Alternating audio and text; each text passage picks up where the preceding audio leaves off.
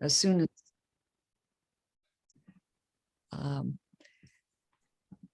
I'd like to introduce to you Dr. David Kalivas. He's a senior adjunct professor of history at the University of Massachusetts Lowell and a retired professor from Middlesex as well. And as civil unrest and protests against racism, along with reactions to those protests, become more frequent across the United States, it weakens the bonds of our communities and challenges our society with polarization and discontent. And David is going to give us a little help understanding how we arrived at this point, and will offer us a reflection on the history of racism and civil rights. Welcome, David. I'll turn it over to you. Sure, thanks very much. First, thank you for inviting me. It was a surprise, and I should say a nice surprise when Jim Matheson, am I pronouncing your name correctly, Jim Matheson, invited me to come and to speak before your group. A surprise only because I don't know Jim, and he attended, I think it was the Cary lecture last, I think it was last March, and he actually wanted to hear me again. So I thought, well, that was something that was good, and so I got the invite. I've given this talk several times to several groups, all on Zoom. So I'm getting used to Zoom. And so what I hope to do tonight is present some context, really, for us to understand the history of racism. And so, yes, within that context, it's also understanding something about the history of race and something about the sort of the context for civil rights in the United States. And I'm going to bring up some slides, but before I do, I just thought this, before I become a little box, well, a smaller box than we're already little boxes, but before I become a little box on the side with the big slide in the center, that I'll just take this moment to offer a personal reflection on how I got into studying the history of racism and race, and ideas about race. And so it's something that I've been engaged with since my undergraduate years, actually. In the 1970s. May I never forget when I was first learning about indigenous people in the United States and all that had been done to them as a, 17, 18-year-old. And I read, it was D. Brown's Bury My Heart at Wounded Knee. And it was relatively new at the time, and I had grown up, of course, with Westerns on TV, and a lot of what I'll just call propaganda about, the great United States never having done anything wrong to the indigenous peoples of the United States and the colonial era before the United States. And so my journey began with this awakening of the history of indigenous America, if you would, which means of the indigenous people before it was the United States. And I hadn't learned anything really to speak of about this when I was in high school. And it was eye-opening. And not only was it eye-opening, it became even more eye-opening when I began reading and learning about Nazi Germany and the Holocaust. And then connecting, of course, the ideas of race, the Native Americans as the red man, the Jews and other subhumans in Europe as the Nazis proclaimed them, that was being sent off to systematic assembly line genocide by the Nazis during the late 30s and into the era of the war. And the connecting tissue, among other things, was racism, was an idea that we're all these different races. And then you connecting that, as I began learning in earnest, with tremendous sincerity by the professors back then, to teach us, whoever was taking these classes, about the civil rights movement and about the Civil War as not a states' rights issue, but as an issue that had everything to do with slavery and racism. Things that I really hadn't had any focus when I was in high school. And so my journey really begins in the 70s, the mid 70s, as I began learning about how human beings, and by the way, and I'm just going to little tangent, I grew up with this notion that yes, there are different races.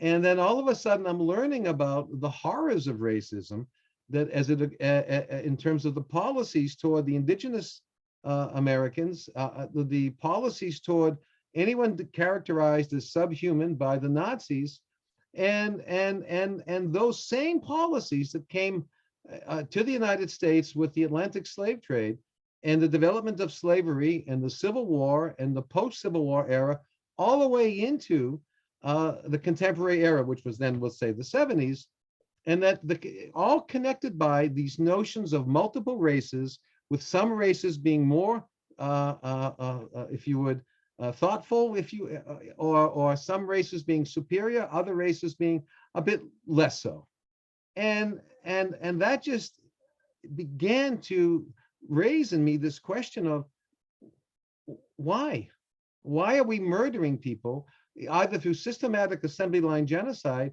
or why are we murdering whole peoples by policies with regard to what happens to the Native Americans, and with regards to the whole era of lynchings and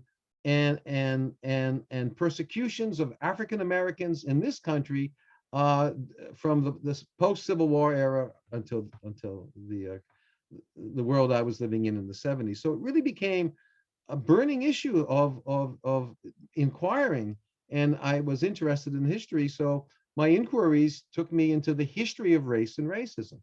And of course, with that, to do it well, it really should be interdisciplinary. And one of the things that, of course, I learned early on, and this might sound trite now, but back then in the 70s, as a young student, you know, I just assumed there are different races, because that seems to be part of the popular lingo. We even use the language of biracialism.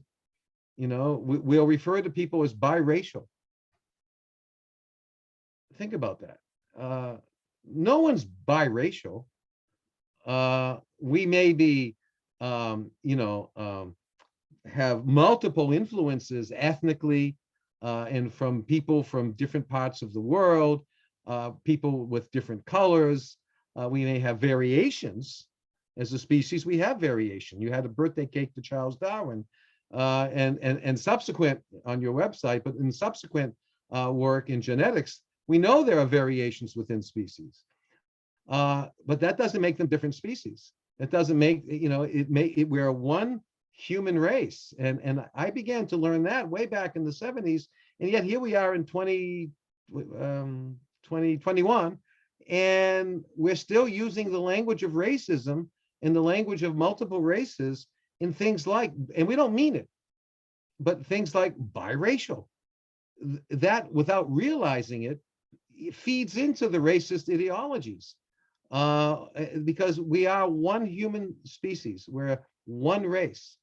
And at some point, we need to talk about, and we can't for lots of other reasons that have to do with inequities, but at some point, we have to come to terms and not give the white supremacists any credibility that there are multiple races and that somehow some races can be superior or inferior.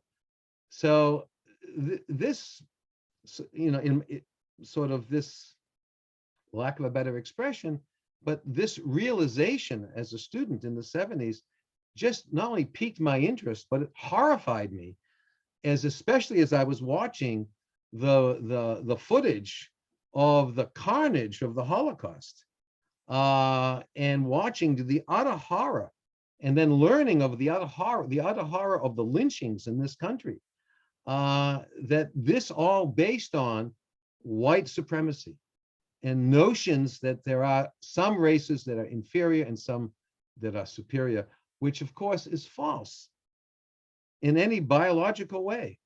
And it is a cultural construction, and it is an insidious one. And so that got me into this.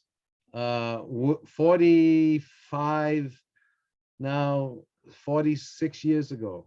And I've continued to just read and research and teach about it ever since.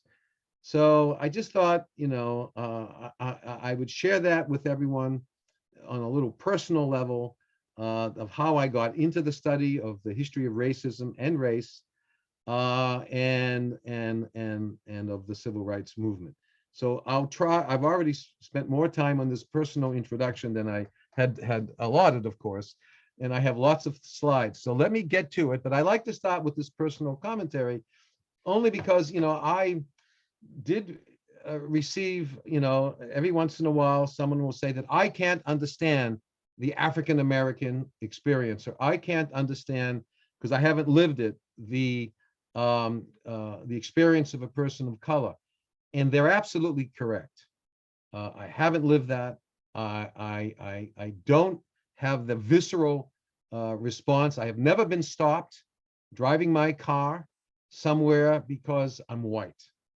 So people have been stopped so many times driving while black, and from senators in Congress to everyday folks.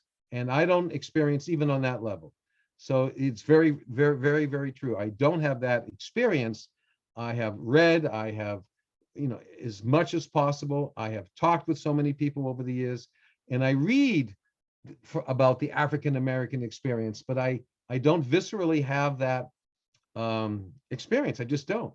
But that doesn't mean that we can't journey forth and study and share what we study and help bear witness to the horrors of racism, and to try and engage people to understand and study themselves and to learn, and to maybe one day this scourge will go away, but I don't think it will be in our time, frankly. Not that I'm going to be a prognosticator now, but let me just move on to now my formal presentation. And I agree with the chat that good communicators can experience, if I read it quickly enough, can share those experiences. And as we'll see when I talk about some of the sources, there are some wonderful communicators that I have learned a lot from, and I hope you can too. So now I'm going to stop because I'm afraid I spent too much time on that, but let me move on to the presentation. I just think it's important for you to know where I came from in terms of studying this material. Okay. So the formal talk, you can see the slide? Good. The formal talk is Race, Racism, Civil Rights, and Historical Context. Okay. There we go. I think it's important to start with some source material. So I want to share with you 11 or 12 sources, and I'm going to a brief commentary about them. The first one is A More Beautiful and Terrible History: The Uses and Misuses of Civil Rights History by Jean Theoharis. It's a thin work. It's wonderful. It's insightful. It's absolutely a must read to get a sense of, I think, how history is used and abused about the civil rights. So I really recommend it highly. I can send this list, by the way, to your organizers and share it with you. The other one is by David Blight on Frederick Douglass. It's a recent biography of the past few years. Frederick Douglass is a pivotal figure in U.S. history, and we often, he's often overlooked or given maybe a little tiny paragraph in textbooks. But Frederick Douglass was, I'm going to say it again, a pivotal figure in 19th century U.S. history. He is someone who starts as a slave or starts as an enslaved human being, escapes and becomes a very noted figure in U.S. culture. And David Blight's from Yale University, his work on Frederick Douglass, The Prophet of Freedom, is outstanding. So I really recommend it to you highly. Now on your right it's Stamped from the Beginning. The subtitle is The Definitive History of Racist Ideas in America by Ibram X. Kendi, who now is the director of a Center for the Study of Race and Racism. I can't remember the exact name, at Boston University. And this is a landmark work in many ways, Stamped from the Beginning, looking at the history of racist ideas in the United States. Again, I think that this is a powerful work, and it looks at US history and from the vantage point of understanding the role of racism in US culture, not as something that happened periodically, but as something that's woven into the very fabric of US culture. And we don't like to hear that. But this work and what I'm going to try and do tonight is going to introduce us to racism in the United States, not as something that's on the side. It is central to the weave of US culture. And we tend not to teach that, and we tend not to focus on that. And there are many reactions, of course, now on something called critical race theory. There are many reactions about teaching racism. But what I argue, and to you right now, and what Ibram X. Kendi is arguing, we're not teaching about racism. We're teaching about the history of the United States, that racism and the policies of racism were integral at its founding and continue to be part of the culture. So that's a little bit different. And people don't like to come to terms with that. And we'll maybe explore some of that in the conversation after. But maybe coming to terms with racism as a part of the fabric of US culture means we need to learn more. Maybe we haven't learned enough. Let's hold on to that.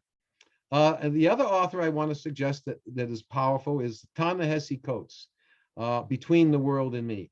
And then back to the center is How the Word is Passed by Clint Smith. And Ibram X. Kendi also has a book called How to Be an Anti-Racist, that it talks about how to deal with anti-racism and how to engage anti-racism, but also he weaves in his personal story. Very powerful. So Ta-Nehisi Coates, Ibram X. Kendi, and Clint Smith, How the Word is Passed, A Reckoning with the History of Slavery Across America. They all take an epistolary approach, a memoir approach, if you would.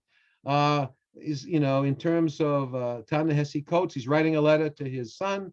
Ibram X. Kendi and Clint Smith, they take this approach of a personal journey, but that all has a foundation with James Baldwin. And James Baldwin in 1962 writes The Fire Next Time. And these works by Kendi, Smith, Coates, and Baldwin, written by renowned and just thoughtful, reflective African-American scholars and literary figures.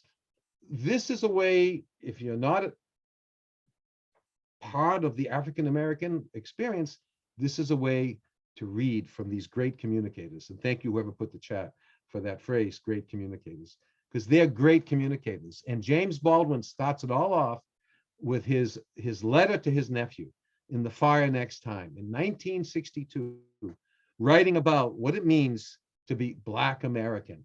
And it's powerful. And I suggest you start with James Baldwin, work through to Ta-Nehisi Coates, go to Ibram X. Kendi, and then top it off with Clint Smith. And then we can have a discussion session sometime when you want to call me back and we can discuss some of these works. That would be great. Okay, I best move on. Very powerful, though, to capture the African-American experience, especially if you haven't lived it.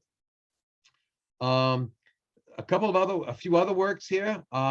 The Warmth of Other Suns on the left, and the bottom right is the cast, The Origins of Our Discontent, both by Isabel Wilkerson, another noted African-American thinker and writer.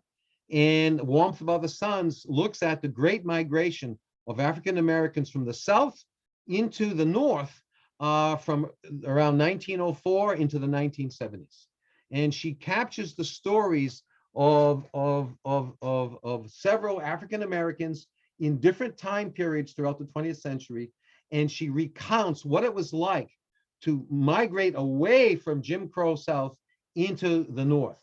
And of course, they did not find the promised land. They found entrenched racism and persecution and a few other things that go with that, including lynchings, even as they move north.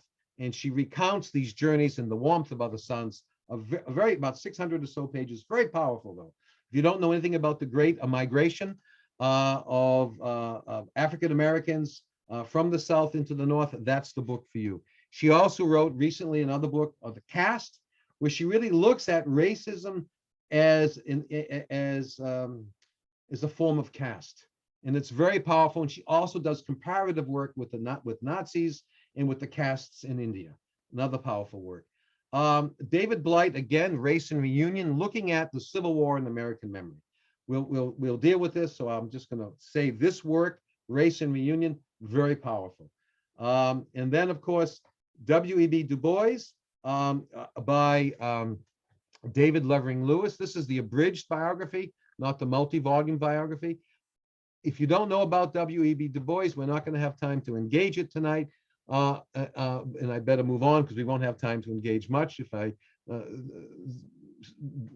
dilly-dally, if you would, on each powerful topic that I'm presenting in each slide. But this is a great biography, one that I highly recommend, on a pivotal figure, African-American figure in U.S., in really 20th century U.S. culture. And of course, The Fire is Upon Us by Nicholas Buccola. The Fire is Upon Us is built around a debate that James Baldwin had with William F. Buckley Jr. At the Oxford Debating Society in England.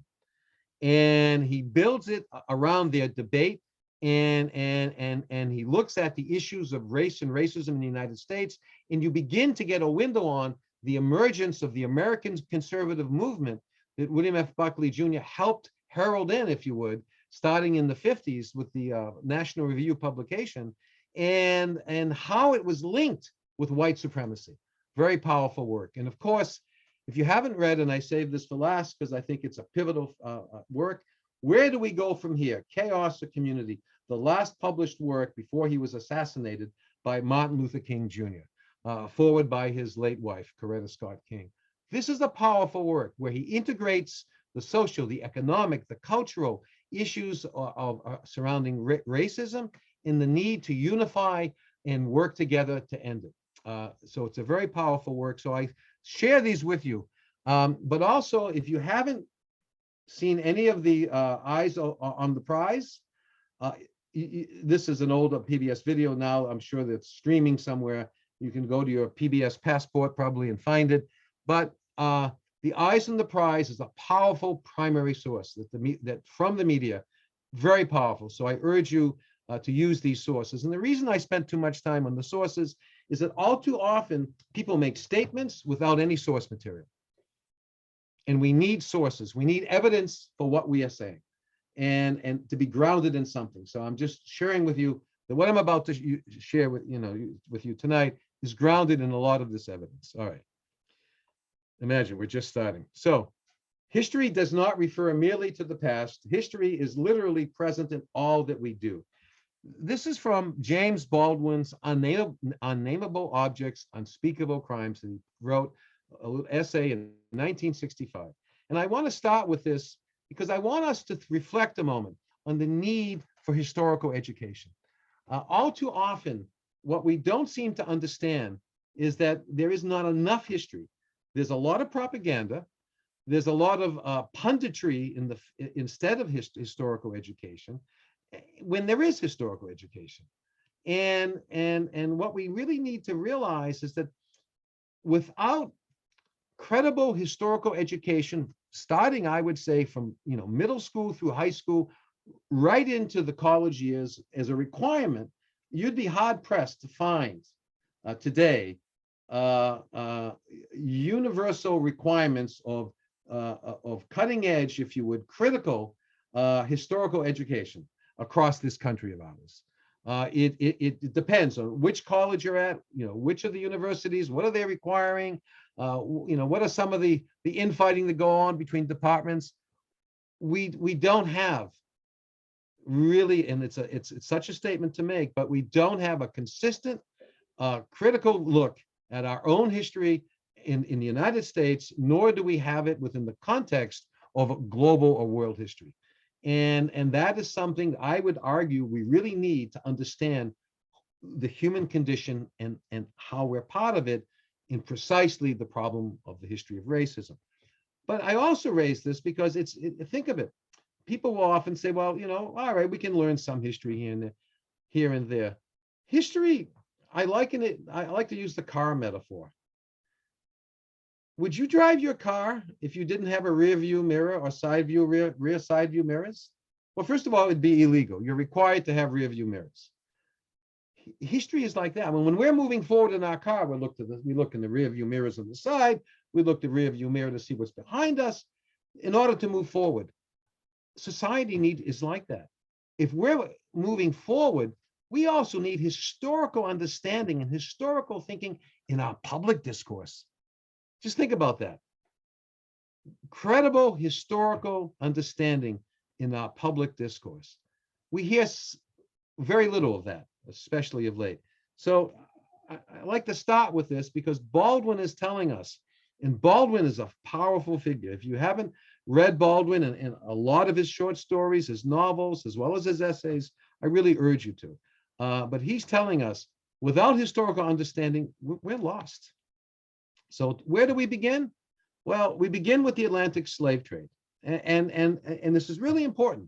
The Atlantic slave trade was part of the experience of the New World in the colonial era, right through to the era of independence and the creation of the United States up until 1808. So for roughly from the 15th century until 1808, slavery in the slave trade was a norm. And only 150 years ago, after the Civil War, did it end. The slave trade ends for the United States in 1808, but slavery continues until 1865. Yes, the Emancipation Proclamation of 1863, but the Emancipation Proclamation freed slaves in the rebellious states and not even in all the border states. So the Emancipation Proclamation, wonderful, but there's more to it than that. Slavery doesn't end until the end of the Civil War in the United States, 150 years ago. So obviously, almost 5 centuries of slavery and slave trade has to have some influence on culture. And I want you to take a moment here. Let's think about this for a minute. What does slavery mean? Really, when you think of it. When we use these words, but what is slavery? What does it mean to be enslaved? So by the Civil War, by 1860, there's approximately 4.5 million African Americans who are enslaved, right? Even though the slave trade ended in 1808, there continued to be the internal slave trade, the internal exchange and trade, if you would, of slaves in the United States itself. So, Jefferson dies in 1827, and to pay off his debts, his family sells off hundreds of his slaves, 100 or so, I think it was, or more. And they're sold to other plantations and other concerns within the United States. So there continued to be an internal, if you would, market for slaves in the United States, right into the Civil War. And so what we have to ask ourselves is, what does that really mean? It means that, when you're first enslaved somewhere out of West Africa, because the majority of some came from East Africa, a very small number, the majority of slaves came from West Africa. And as you were enslaved, it meant you lost all sense of individual freedom, obviously, all sense of the sanctity of your own body. You no longer had any rights at all. You became the property of someone else. And for the entirety of the history of the United States, up until 1865, from the colonial era from the time when the United States first was declared in 1776 and then formed in the 1780s, and then the U.S. Constitution comes online after 1790, that slaves were part of society and culture.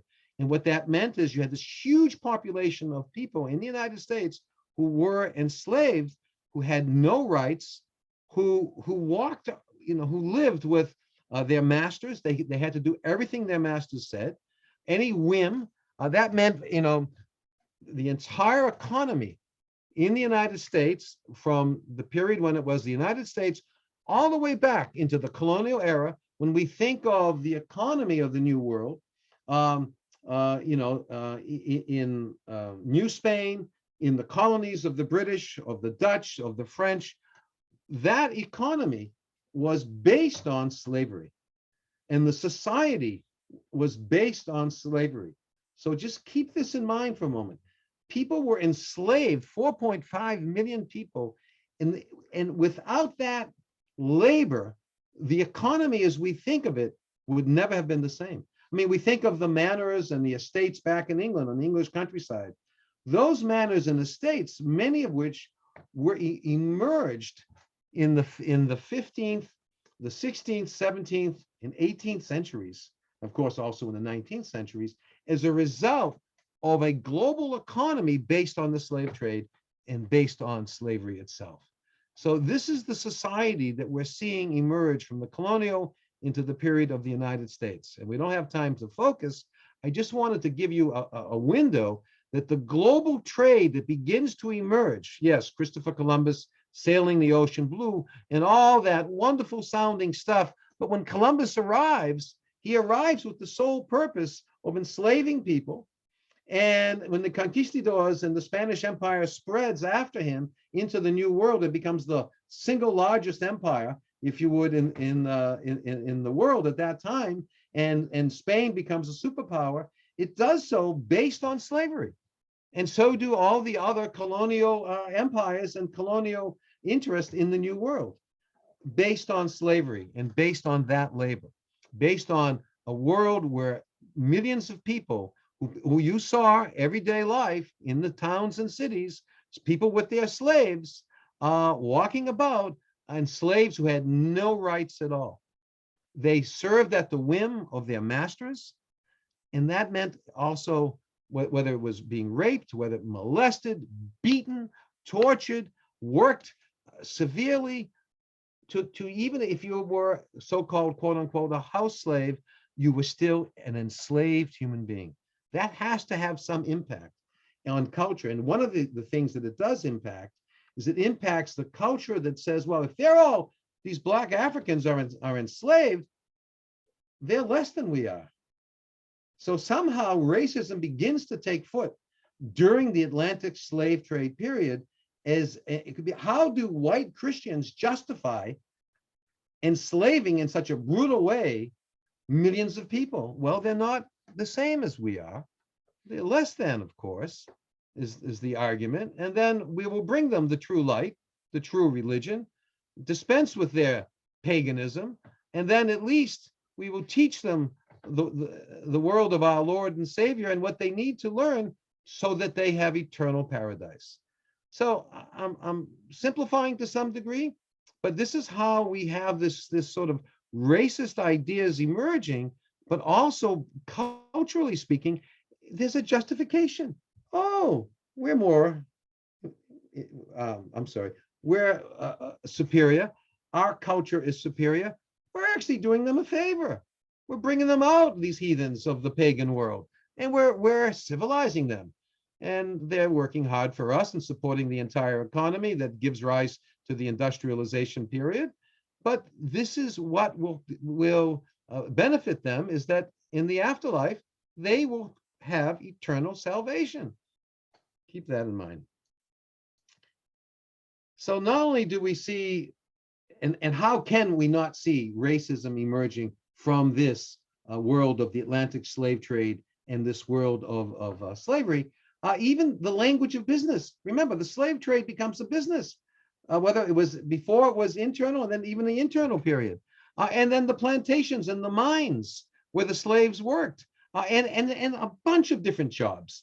I won't list all, but there were all kinds of jobs where people would own 1 or 2 or 3 slaves. Not everyone was a big plantation with 100, 200, 300 slaves, but a lot of the artisans might own one slave to help out in the shop. Many slaves became very craftsmen as a result, right? They were still enslaved. But the language of business, the language of exports here, ledgers that were kept, records that were kept. So if we look at that, I mean, the business culture in many ways integrates slavery and the slave trade into the language of import and export. And as we can see here, these are the numbers of human beings enslaved and imported, where they're coming from in West Africa and where they're going. imports. So the language of business adapts to the horrors of slavery and the horrors of the slave trade in the language of what we would call racism. And of course, the dehumanization process, there is a dehumanization process that comes along with a slave culture and a slave society. When you're packing human beings into slave ships, you're dehumanizing them from the very beginning. They're simply becoming property. And you've seen these pictures before, I'm sure. And where the slave ships, there are people are lying down right next to one another, chained up, and they're in these ships.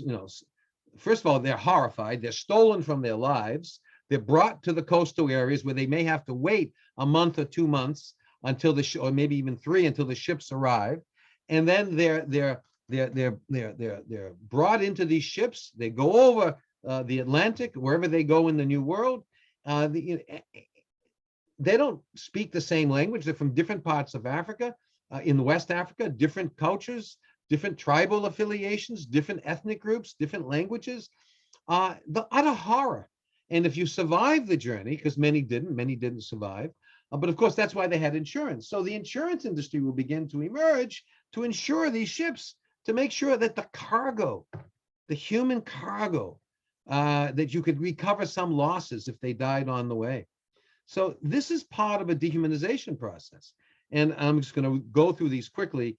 A dehumanization process that, that when need be, you're running out of food, you don't have enough, you throw cargo overboard.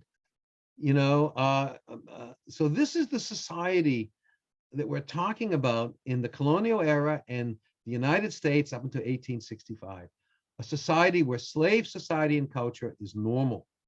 And it's normal business, where branding human beings was normal. This is your property, after all. These are some of the branding irons. And then, of course, you have to manacle and chain people. But listen, you go to Charleston, you go to Savannah. At one point, you go to Baltimore. And of course, in the colonial era, you go to Boston, Newport, and you will see slave auctions.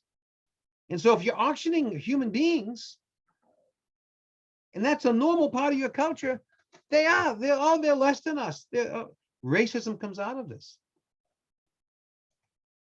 And again, I have some, these bills that would have been in newspapers, the ads in the papers. So when we look at our newspaper and we see Macy's is selling some nice carpets for a good price, you'd open up the paper and you'd say, oh, there's a slave auction. Oh, here we go. All these 10 is likely Negroes, as it says here. Oh, a cook, a servant. This is the norm. This is the norm, right? I'm going to pay cash for these. It's like like we open up the pages. I'm making the point, obviously. And now, of course, I'm really overdoing the point, perhaps. But we forget that the history of racism means looking at this history in the United States, where this was part of the norm. All right. And I have a lot of examples, probably too many.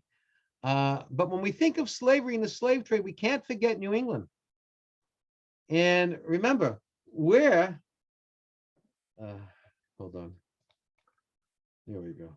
Where does the cotton come from for the Industrial Revolution?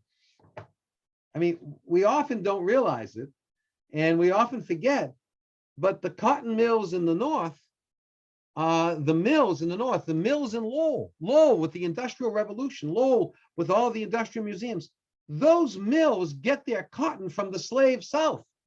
The mill owners are complicit in the slave trade and in slavery. And then, of course, ships would come to port to be repaired and built in the northern ports, in the northern shipyards. And then, of course, northern manufacturers would manufacture items to be sold in the slave economy of the South. And so New England is complicit. When we think of Salem and Boston and Fall River, Newport and Rhode Island, these ports at one point had auctions of slaves, repairing and building slave ships. So and not to mention the Industrial Revolution got its cotton from the South. Just keep that in mind. It's too easily ignored. Well, the US Constitution itself. So here we are. In the US Constitution and in the Bill of Rights, if we think of and we say, oh, this is great. The United States is formed, we have our rights. But Article 1, Section 2, the 3/5 clause, where essentially, and it says, any person not free would be counted as 3/5 of a free individual for the purposes of determining congressional representation. So they'll have no rights, the enslaved people, but we're going to count them for purposes of congressional representation to ensure that the more rural South will have enough political clout in the Congress, they would argue. And so it is all about giving more political power to the slaveholding states. The 3/5 clause, when the Constitution and was Bill of Rights was being debated, this clause was put in place to ensure the slaveholding states had as much representation as they could get, given that their populations tended to be lower. All right, I better move along. I gotta find the mouse. Does it mean that everyone supported slavery? Does it mean that it was just a norm? We all love slaves? No. There were the abolitionists, right? The 18th century abolitionist movement begins as is really the beginning of a struggle for human rights.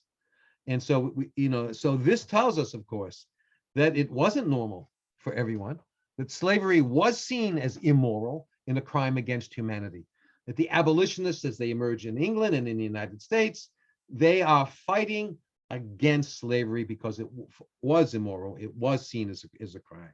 So I don't want to paint the brush that there weren't the abolitionists. There absolutely was. And of course, Frederick Douglass becomes a major part of the abolitionist movement prior to the Civil War in the United States as well. And then there's always the myth of docile slaves. But the reality is that there will be slave insurrections. And so when you read through about Harriet Tubman, you read about Frederick Douglass, you will read about African Americans coming out of slavery and helping their fellow, formerly fellow slaves, if you would. That didn't come out in the way I wanted it, but helping people come out of slavery and try and escape with the Underground Railroad and other means to the north.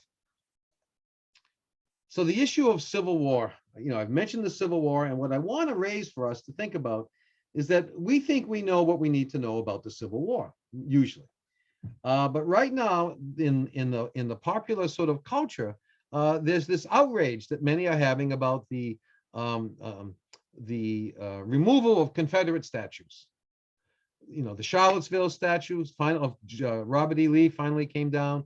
Other statues of Robert E. Lee have come down in New Orleans and other places. They're finally coming down after a tortuous journey, though, to take them down. But many argue that we're canceling a culture, that we're canceling our history, that these Confederate statues are part of U.S. history, and they were designed as such. And by erasing them and removing them, we're erasing our history. Well, that's just gobbledygook, okay? Poppycock, I don't know, whatever expression you want. It's false. The Civil War, the Confederate statues and monuments are not part of U.S. history. Their removal and hopefully some education is part of a restoration of history. And because the statues, as we understand them, the Robert E. Lee statue and all the rest of them are a byproduct of the Daughters of the Confederacy as they emerge in the late 19th century to clean up the image of what the Civil War was about. And it's called the Lost Cause narrative. So we have this image of the gray and the blue fighting, as you see in this picture here. And that when it's over, we're going to, there was a unification. Oh, we had the Civil War, we had Reconstruction, and the country united. And eventually there'll be these, centennial celebrations of the Civil War, and we will, and former Confederates and Union officers in 1913 at a commemoration of the Civil War. There was a famous one where Woodrow Wilson came as president. It was at Gettysburg in 1913, and former Confederates and Union older folks by now shaking hands. Well, where were the African Americans at that event? Far and few between. And what about Jim Crow by then, which we'll talk about in just a moment. And by the way, I'm going on a bit. Are you all okay with me continuing? Okay, because I don't want to overstay my welcome. But let me continue. So what happens though in 1913, all the way to the present, this notion that somehow, and we see it in Gone with the Wind, the novel that comes out, right? Gone with the Wind. There's this notion that, oh, the noble South, the war was fought. Many of the slaves were treated so well. They were part of our families. And all the mythology that emerges out of something like Gone with the Wind, and the mythology in its nastiest side that emerges with The Birth of a Nation, the film that really, the Nazi propaganda crew couldn't have done a better job than The Birth of a Nation when it came out in the early part of the 20th century. It was shown by Woodrow Wilson in the White House. The notion that somehow the noble white Southern culture treated their slaves well. And now we're going to unify and we're coming back together, and we'll celebrate the union of the blue and gray. Around the myth that somehow slavery wasn't the reason for the Civil War. It was states' rights that was the issue. And so, in fact, many still actually teach that states' rights was the primary issue of the Civil War, when in fact, that's a powerful lie. It's a powerful myth. States' rights was not the cause for the Civil War, right? It was slavery. But if we focus too much on slavery, then the Confederate statues and all the schools and roads and plazas named after Confederate generals who were rebels, right? They rebelled against the Union. They committed treason, for Pete's sakes. Robert E. Lee was an officer in the U.S. Army. And he said, and we see this in the movie Gettysburg, played by Martin Sheen, I chose to serve my state of Virginia. He chose to commit treason against the United States, as did all the others. There's nothing noble about that. Yet there's this notion in this lost cause narrative is that the nobility of the South. What's noble about secession and treason, and all for the purpose of white supremacist oppression against human beings called slaves? What's noble about that? And if we look, of course, they'll say, well, it really was states' rights. Well, let's look to South Carolina's, and you can look to all the declarations of succession. South Carolina's Declaration of Succession reads, and I read this to you, this is right from the Declaration of Succession. Those states assume the right of deciding upon the propriety of our domestic institutions. So the argument is those states are the northern states. The northern states are assuming they have the right to decide on the propriety of our domestic institutions, and have denied the rights of property established in 15 of the states, meaning the slaveholding states, and recognized by the Constitution. They have denounced as sinful the institution of slavery. I underline that. They have permitted open establishment among them of societies whose avowed object is to disturb the peace and to elloign, I just put a little note, to remove the property of the citizens of other states. So they're saying, oh, these abolitionists and the Underground Railroad, they're trying to take away our property. They have encouraged and assisted thousands of our slaves to leave their homes. And those who remain have been incited by emissaries, books, and pictures of servile insurrection. If that isn't a testimony to slavery being the reason for secession, and the reason that South Carolina then chose, in committing treason, to fire upon the federal Fort Sumter and to declare open rebellion. Here's the Constitution, Article 4, Section 201 of the Confederacy, of the Confederate States of America. The citizens of each state shall be entitled to all the privileges and immunities of citizens in the several states, and shall have the right of transit and sojourn in any state of this Confederacy with their slaves and other property. And the right of property in said slaves shall not be thereby impaired. Enshrined in the Confederacy Constitution. But it was about states' rights. No, it wasn't about slavery. And of course, this is in the age of imperialism. This is in the age when the Europeans were, of course, advancing upon the world and conquering and carving it up. So, this is the age when Africa is carved up as one big colony by the Europeans. The only country was Abyssinia, Ethiopia, that remained an independent kingdom up until 1935 when Mussolini's Italy conquers the rest of it. But essentially, this is the world that is taking place in the United States at the same time as racism is going global.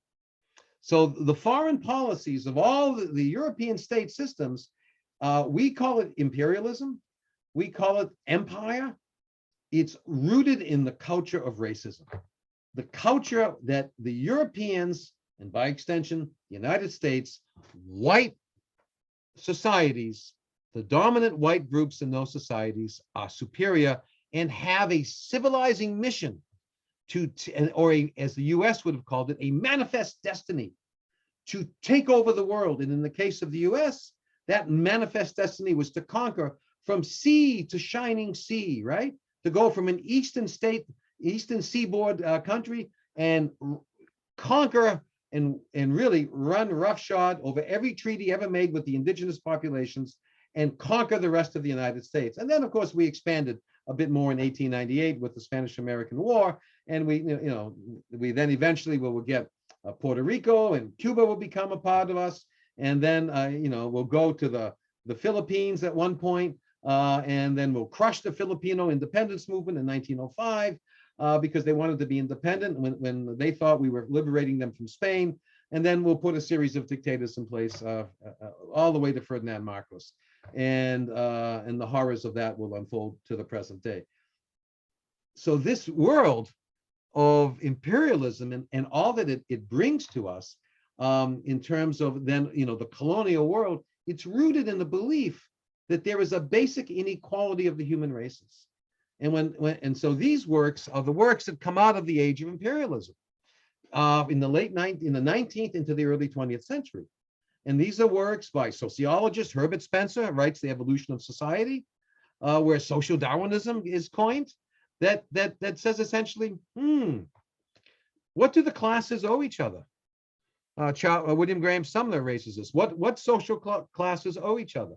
And of course, the answer is nothing at all. It's survival of the fittest. And Spencer will argue that, we have to adapt Darwin to society. And as we adapt Darwin to society, social Darwinism, what that means is, well, if you're fit, you survive. And so if you're enslaved, well, you're not as fit. If you're conquered, you're not as fit. The fact that, of course, the Europeans were at a different level of industrial technological development and had eventually the Maxim gun, later machine guns and cannons and early howitzers and railroads and could essentially dominate societies around the world until they became more developed, had nothing to do with it. It was because of our superiority. Well, this, of course, is grounded in when Gobineau writes The Inequality of the Human Races as early as 1857. The inequality of the human races begins this journey of creating scientific racism, which Spencer helps with. And of course, we can see it in Rudyard Kipling's work. Rudyard Kipling's work, particularly The White Man's Burden, 1899 poem, all of which create a foundation culturally and a foundation that was really framed by the global politics and economics of imperialism that is grounded in either outright slavery or the dominance over other peoples in the world for their labor, that creates the cultural and political and economic, but mostly cultural foundations for Adolf Hitler. So when Hitler emerges in the 20s and 30s and the Nazi movement emerges, they don't just come out of nowhere. They came out of this world of the Atlantic slave trade, of slavery, of imperialism, of racism. Wow. So we have to just create that context. And when we do, we realize that jumping back, when in the United States, after the Civil War, African Americans become free, 4.5 million. Many of them continued to work the land of the plantations they were on. Others move up elsewhere. And then all of a sudden you see a renaissance. Black office holders during the Reconstruction period in the 1865, 1877. If you go through the state, you can see the list here, you will see over 1,500 Black Americans, African Americans, who become local, state office holders by elections. So there's a bit of a renaissance. It seems that maybe we are working toward the promised land, right? People are getting elected. That includes federal office holders, including at one point 2 U.S. members of the Senate and 14 members of the House of Representatives. However, by the end of the 19th century, all that changes. After Reconstruction ends, between 1877 and 1965, we have the emergence of what is called Jim Crow America and the creation of Apartheid America. When we think of apartheid, we tend to think of South Africa prior to the liberation of South Africa, when Mandela is released from prison and becomes president in the early 1990s. But apartheid is a caste-based society, really, based on color. And the United States, Jim Crow America, is a segregated society from 1877 to 1865.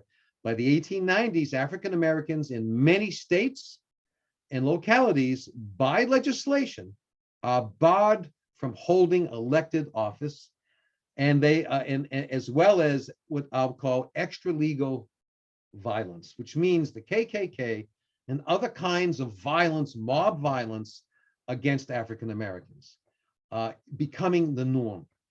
And side by side, of course, this apartheid America, this segregated America, is enshrined legally by Plessy versus Ferguson in 1896, a Supreme Court case that creates, and I don't know if you can see, I'm using air quotes. Oh, I actually use real quotes on the slide. Okay, that creates a separate but equal America, we're told. And I won't get into the details, I don't have time, of what Plessy is, but Plessy versus Ferguson, a Supreme Court case that establishes a separate but equal society. It doesn't, there's nothing equal. It establishes legal, what was sort of by custom, it establishes legal apartheid. And if we look at some of the examples, in 1898, over 70 Black citizens are massacred as there's an uprising against a city government in Wilmington, North Carolina, that in 1898 included African Americans. And literally there's an uprising by white groups, and you have a picture here that shows you a burned building, and over 70 Blacks are killed. The Tulsa Massacre of Greenwood, it's called. The Tulsa, Oklahoma Massacre of 1921. 30 city blocks are demolished, and scores of African Americans are brutalized and murdered. And only recently, in the past 10 years, has this come to light, and has the issue of reparations to the families of this largely middle-class African American community emerged. These are gruesome. I only have this one. This is a lynching. This is the tamest, but how can anything be tame? There's a poor soul here was lynched. Lynchings and violence against African Americans becomes more and more commonplace, beginning from the 1890s throughout the 20th century, right into the 1950s and 60s. And these became festive occasions. I don't have this one, I'm not using, but there would be pictures of whole communities coming out to brutalize and lynch African Americans for maybe a slight. Maybe someone looked at a white woman the wrong way. Maybe someone misunderstood something. Who knows what might have happened? Over thousands of African Americans were lynched brutally, and they became public festivals where families would come out to watch the lynching. And so this Jim Crow America, this segregated United States, where we saw this is Memphis, Tennessee, the best service for colored only in this hotel, white ladies only. So this was the era when, whites only, coloreds only, blacks only, not only in the South, Detroit suburb, 1940. We want white tenants in our community. Here is a campground area. This is the Negro area, right? And here's one in Durham, North Carolina, a waiting room, the colored waiting room. So this is the society of the whites only, the coloreds only, drinking fountains, complete separation. This is also the era in the 1920s and 30s as an increasing African-American middle class emerges and in a sort of a tourist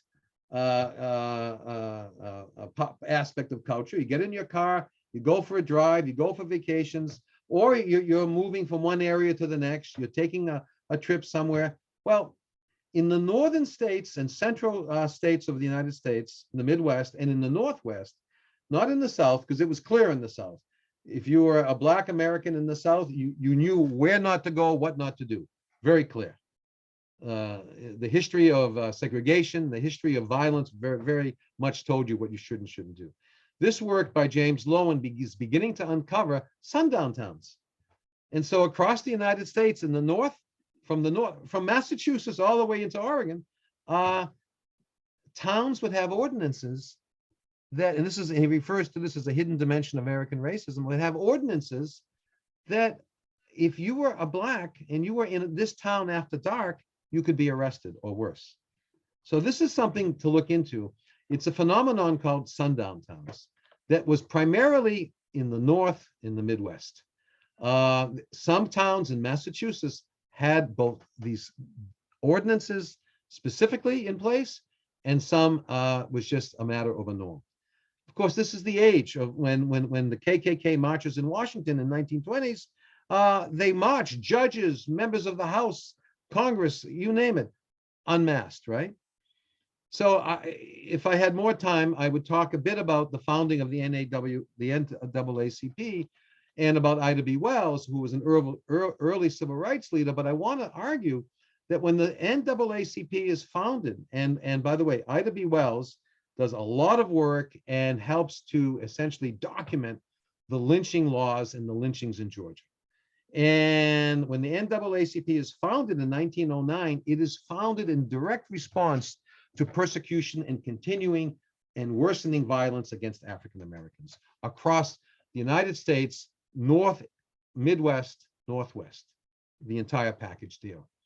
So all of this somehow escapes attention. When the Daughters of the Confederacy emerge in the 1890s, they begin funding and getting a lot of money to fund history books, to influence what's going on in schools, and provide funding for the monuments. So now the monuments are coming down, right?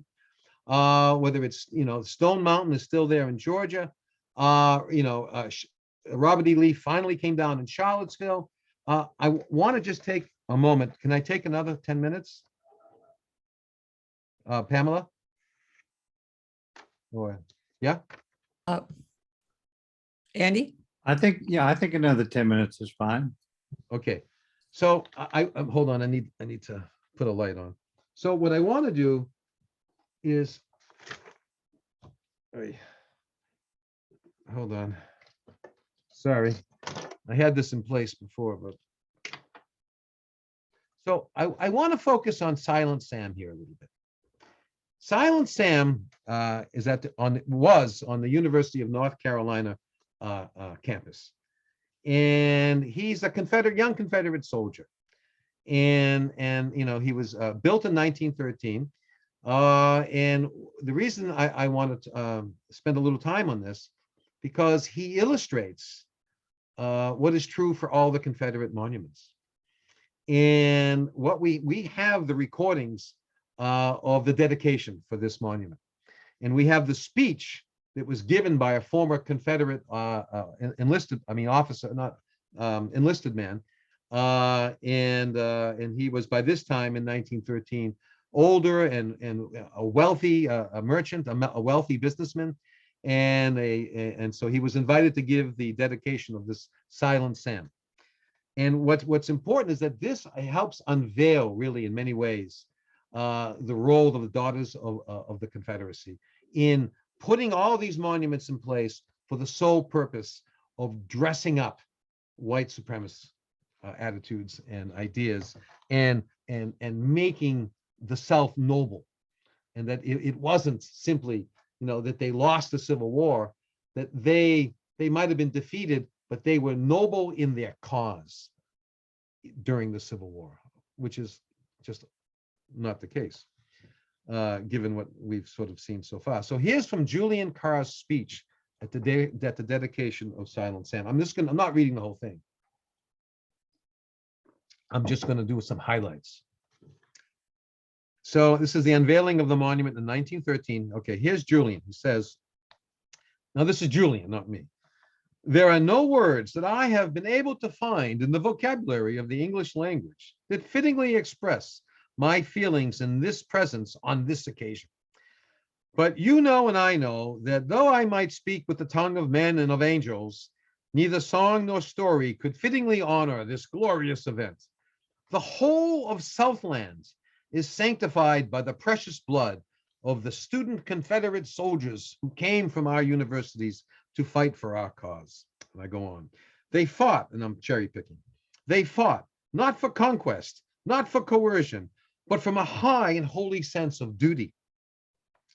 The noble gift of the United Daughters of the Confederacy touches deeply and tenderly the heart of every man who has the privilege of claiming the University of North Carolina as his alma mater.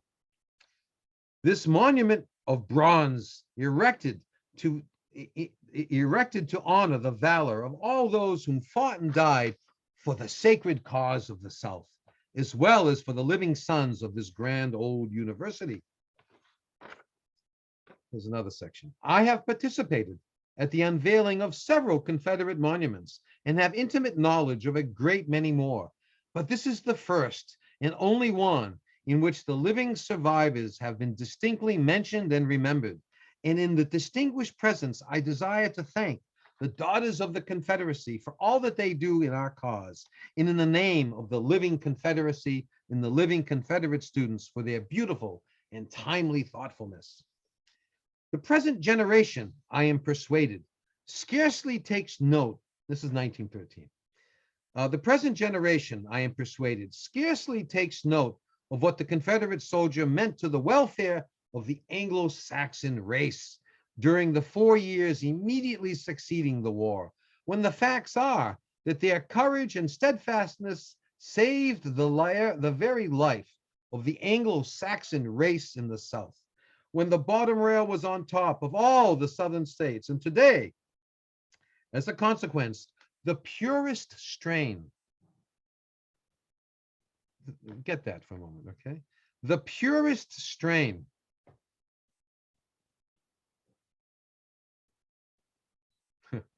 sorry, I shouldn't have looked up. I lost my place.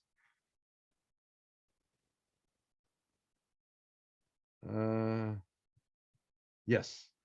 Scarcely takes note of what the Confederate soldier meant to the welfare of the Anglo-Saxon race during the 4 years immediately succeeding the war, when the facts are that their courage and steadfastness saved the very life of the Anglo-Saxon race in the South. As a consequence, the purest strain of the Anglo-Saxon is to be found in the 13 Southern states, praise God. The purest strain, it remains in the South, you see. I trust I may be pardoned for one allusion, howbeit it is rather personal. 100 yards from where we stand, and I don't know if how to say this, the trigger warnings, if this is violent, I'm just going to tell you, so prepare yourselves. I trust I may be pardoned for one allusion. Now he's saying that this is men, women, and children are gathered here, right? I trust I may be pardoned for one allusion, howbeit it is rather personal. 100 yards from where we stand, less than 90 days perhaps after my return from the Appomattox, I horsewhipped a Negro wench until her skirts hung in shreds, because upon the streets of this quiet village, she had publicly insulted and maligned a Southern lady, and then rushed for protection to these university buildings where was stationed a garrison of federal soldiers. I performed the pleasing duty in the immediate presence of the entire garrison, and for 30 nights afterwards slept with a double-barrel shotgun under my head, but with pride, nothing happened. To conclude, again, dear daughters of the Confederacy, I thank you in the name of the 1,800 brave, loyal, patriotic, home-loving young student soldiers who went out from this grand old university to battle for our Southern rights and Southern liberties, 500 of whom never came back. God bless every one of you, every daughter of the Confederacy in our dear Southland. So I spent some time on this because these are the kinds of dedication speeches that dotted the land as these monuments went up. This is not, this is like the Nazis saying, oh, here's the true past. Let me tell you the true past. These monuments and what they represent in erasure of history was very, very premeditated by the daughters of the Confederacy. World Wars I and II come along. We continued to have segregated military units, right? Many African Americans come back from fighting in the war to a segregated and violent country. By the 1950s, Brown versus Board of Education of Topeka, Kansas in 1954 begins to change legally, right? It ends segregation legally. The civil rights movement begins to really take heed in the 1950s and 60s. The Reverend Dr. Martin Luther King Jr., this is his famous I Have a Dream speech in 1963. And so the civil rights movement emerges. We have the Civil Rights Acts of 64 and 65. It seems hope is upon us, right? The South is kicking and screaming all the way. I don't have time to get into that in any detail, but the culture of racism and white supremacy is what the civil rights movement fought against, right? And I want just to hold on for a minute that essentially this world of the civil rights movement of the 50s and 60s and the 70s and the 80s all the way into the present, fighting against legalized persecution and oppression, legalized discrimination for housing and loans for housing, for education. The legislation of the 60s and after was fighting against this and also against the culture of white supremacy and racism. Yet today, in the past 10 or so years, we are seeing this resurgence of Confederate flag parades, this resurgence of white supremacists arguing for a lost cause narrative of the noble South, are arguing the arguments that we thought were gone. And it's one thing to have parades. Oh, this is in Nesmith Street in Lowell. A couple of years or so, several years ago, maybe 3 years ago. I wasn't driving, my wife was driving. It's coming down Nesmith Street. We're going up and there's a US and a Confederate flag.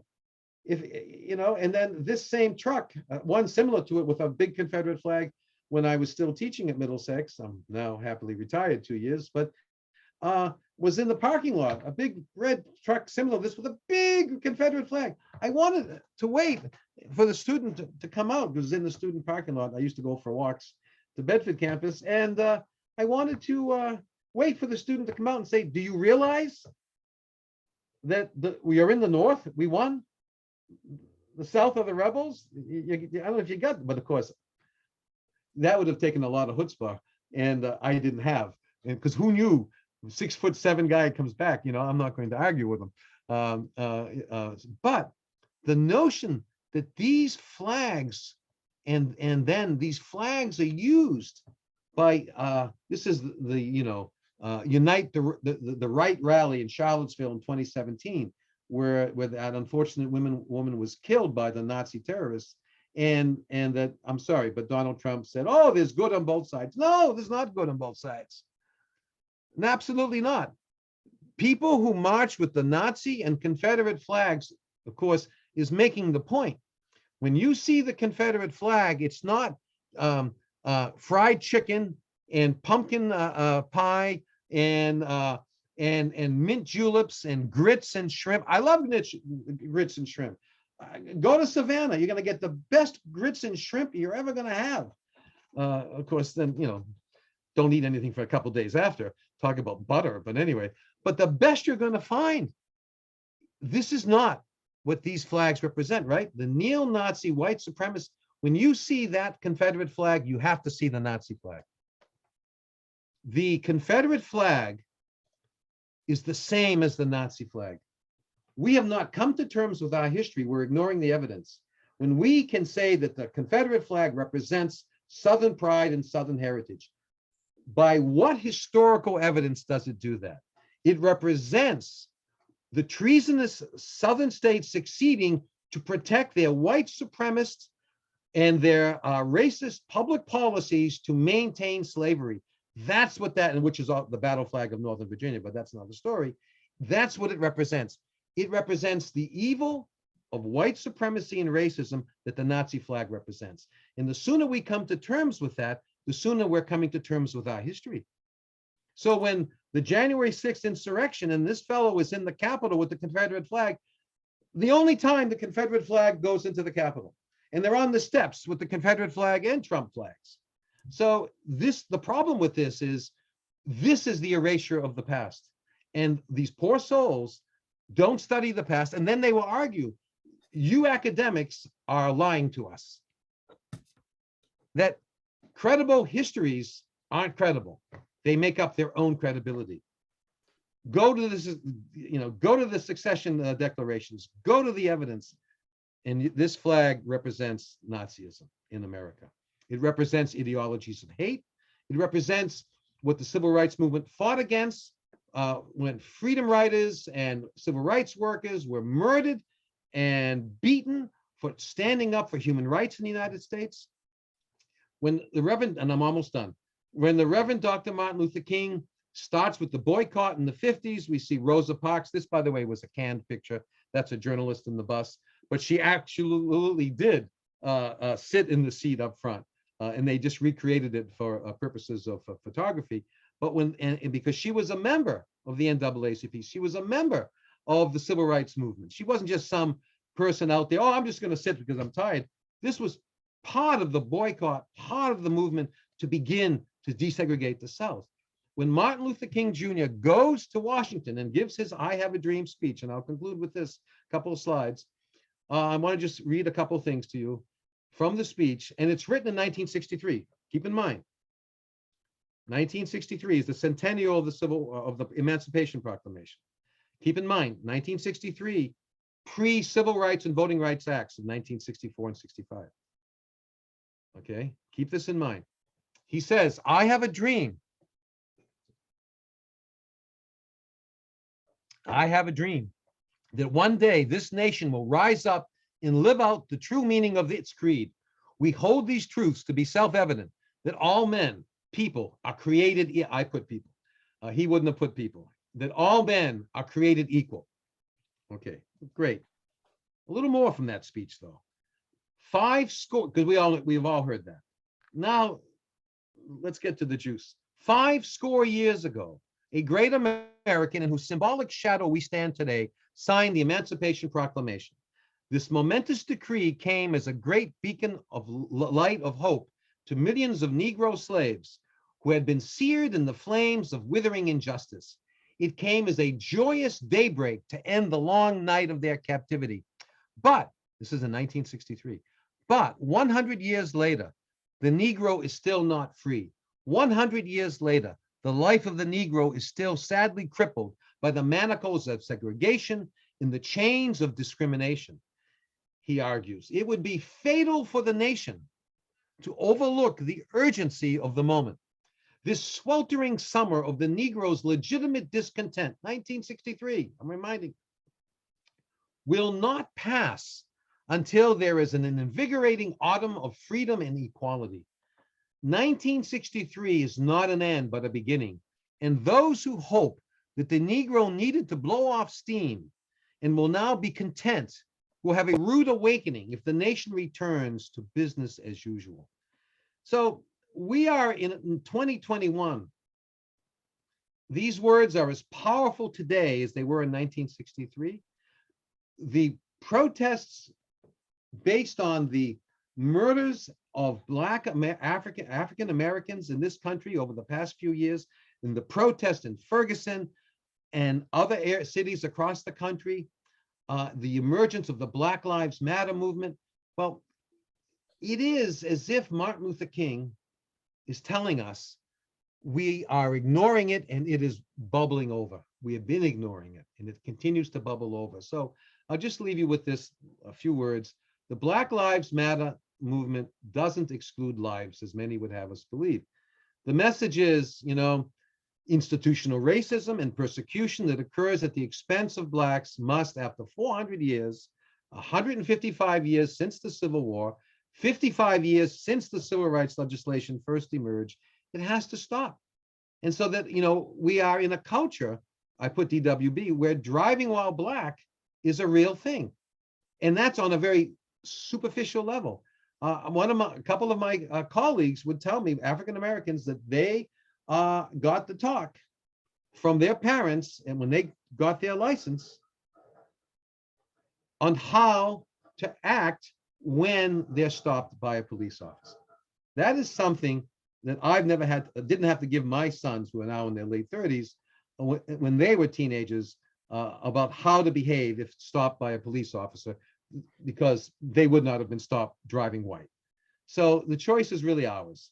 We can understand the past as it creates the present and value human dignity and recognizing injustices, or we can suffer from our ignorance in favor of slogans. Thank you. So thank you, Dr. Kalivas. We have a question Yes. that several people are interested in, which is, could you describe critical race theory? There's a lot of quoting of those words and very little coverage of what it is, So aside from the fact that we know they don't do it in elementary school. Right, they don't, no. And critical race theory emerges as a understanding the legal system, and there is a very specific critical race theory, but what it means is, and I think this is the best way to describe it, is critical race theory has become, let me put it to you this way, critical race theory has become a way to argue against teaching about US culture and history in its fullness, in the fullness of its reality. I know that might sound, let me put it to you a different way. When you hear a lot about critical race theory, I was listening to two pundits, Bill Maher and a journalist, and they were, I can't remember who they were. And they were arguing, oh yes, critical race theory can go overboard. And I was listening to, I was a little YouTube thing, and it was off the CNN website. And I was thinking, you don't know what you're talking about. Because, I mean, again, they don't understand the historical, and a few other things they were saying clearly don't understand the historical evidence and context of the United States. If we understood it, and this is why I urge, I was just going to grab the book, but I already showed you the slide. Kendi Stamp from the beginning really looks at racism in US culture. And that's what critical race theory does. It looks at racism in US culture. So for us to say that, oh, that critical race theory, they're trying to prove that I'm to blame because I'm the white and my children are whites and they're all privileged, they're telling us, but we're not privileged. We all work for a living. And essentially, they're blaming us. Well, no, they're not. But when it gets into the hands of the ideologues, this is what's being pumped out. And that's not just the ideologues. Bill Maher and other, let's say, reasonable pundits, they don't even understand it, I think, because if they did, they'd realize teaching about the past. How could you teach about the past? Let me ask you, how can you teach about the founding of the United States? I keep pointing as if it's over here, of course. How can you teach about the founding of the United States without talking about the 3/5 clause? How can you teach about the founding of the United States without talking about the fact that one of the biggest debates was about slavery? And it was a huge debate and struggle, and they realized they couldn't deal with it because they'd never get the Union, and so they kept putting it off until finally it erupted in civil war in 1860. How can you teach that past and never talk about racism, and not look at slavery as a primary part of our society, where that labor fueled the economy, right? Have I answered the question to your satisfaction? All right, because I just realized I was Free continuing. to unmute yourselves and speak up Yeah, if you have a please. question. Yeah. So that was my take on that is, yeah. Pamela, Pam, did you have a question Yeah, I had a or a comment? well, when you said that the Civil War was about slavery,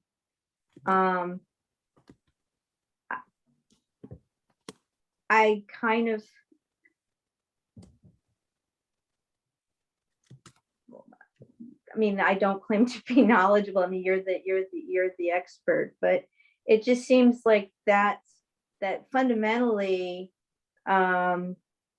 it's really about money and economics, and that slavery was upon which hinged upon slavery.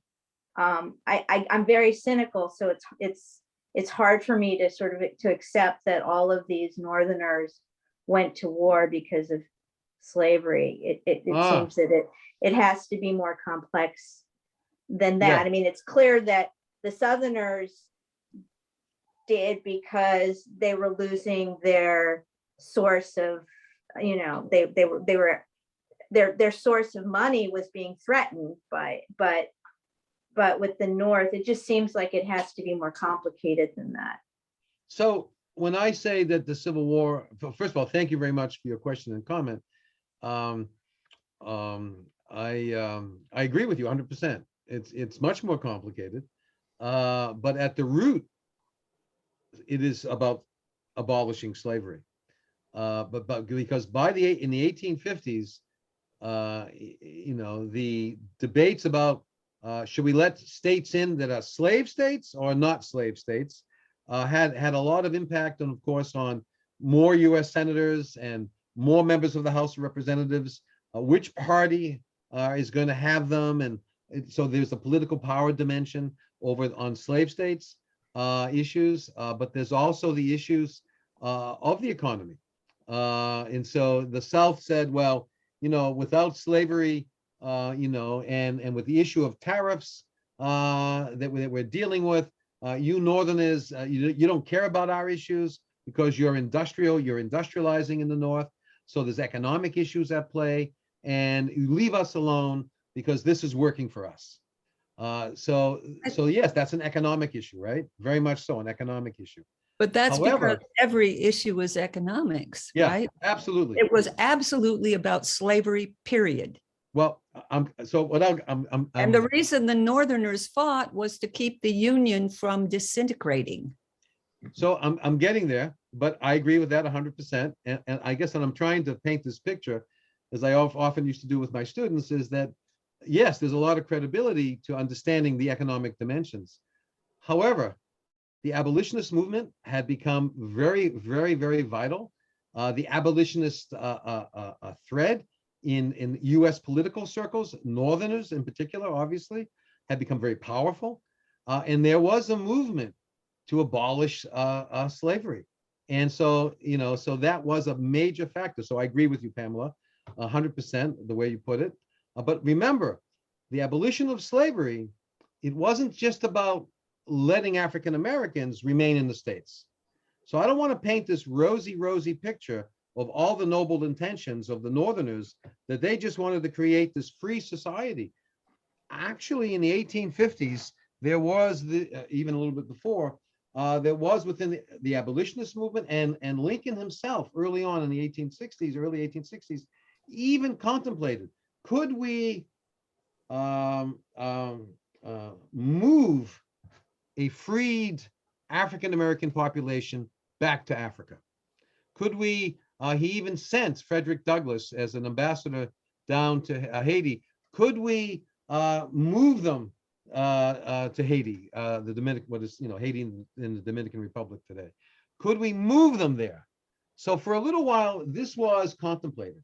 So there is this racism that still is here, right, in this period. But most assuredly, you have the economic dimension, you have, you know, dimensions about where people will live, but most assuredly, the core issue was slavery. And if it wasn't slavery, then the succession documents of all those southern states would, and the Confederacy's constitution would never have enshrined slavery as a primary value for their new Confederate States Republic. So while those other issues are important and they're all there, the primary issue was slavery. It really was slavery. And again, when you go back to the evidence, that's what you see. David, you want to check the chat to see if there's any Oh. questions that Yeah, you yeah. want to overlook? But Pam and Pamela, did I address that to your satisfaction? Pam? You have it? I just want to make sure I did the job I've been brought here to do. Arwen likes it. Oh, Arvin, okay. Yeah, All right. I'm ahead. still, I still kind of have a difference of opinion in So that what- aspect.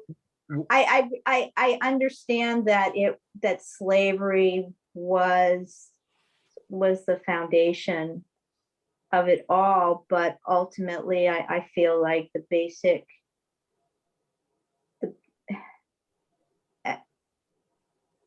was power and money, and that power and money depended on slavery. And so that, you know, in the North, yeah, there were the abolitionists, but I just have a hard time accepting that all of these unionists would, I mean, I think that there's the aspect of not wanting to dissolve the union as well, and all of the repercussions that would have to the United States and to the economy. And you brought up that important point about you know, how many representatives and senators and so forth would be in government, you know, and there was fighting over that. I agree. There were certainly some very vocal senators, representatives that were abolitionists. I can't remember the name of the fellow who ended, but in any case, You're thinking of Senator Sumner, who was beaten with a cane. exactly, that's the one. Yeah. Yeah. So let me say, what I'm trying I'm to say. just too jaded to think that it was for the benefit of freeing the slaves, that the Northerners, that was their prime motivation. Well, let me rephrase this. It doesn't have to be a primary motivation for everyone. The reality is when the rebellion started and the succession began, and North Carolina's militia fired on the federal Fort Sumter, and when that all started, it was about maintaining the Union first and foremost. So there's no question about that. But and remember, it was 1863 that Lincoln issued the Emancipation Proclamation. Why didn't he issue it in 1860 or 61? You could, when 1861, when it first began. There's a whole debate about that. And there's a lot of evidence that tells us, well, he did it for political purposes, but he also did it to show the slaves in the South and to encourage them to leave and to come and maybe join. And there were Black African American regiments, you know. Go down across from the State House in Boston, and you can see the great sculpted piece, the bas relief across of the African American Brigade that came out of this area. So, and I think the movie Glory was all about that as well in terms of dramatizing it. So there's no question that it's complicated, but at the root, the reason they succeeded was because of the increasing pressure against slavery. Yes, there's the economic dimension. Yes, there's the political dimension. It's the whole package deal.